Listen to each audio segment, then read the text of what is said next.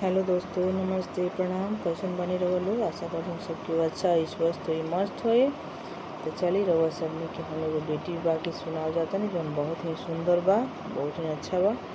तो चलिए सुनी सबे और अपन प्यार दुलार आशीर्वाद देहल मत भुलाएं लोग, और कमेंट बॉक्स में जरूर बताएं उनकी गाना रोल उनके कैसा लगा।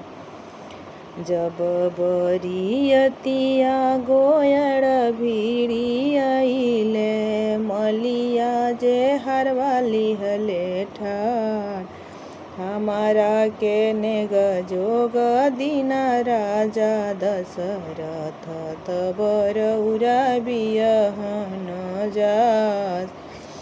जब बरियतिया गोयर भिड़ियाइले मलिया जे हरवाली हले ठार, हमारा के नेग जोग दीना राजा दशरथ तबर उरा बियहन जास।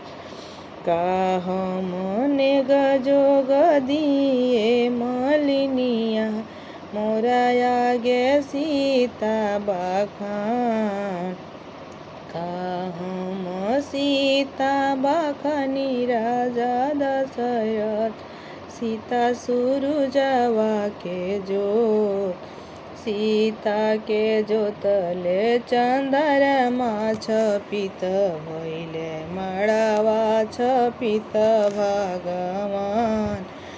सीता के जोत से चंद्रमा छपित भइले मड़वा छपित श्री राम।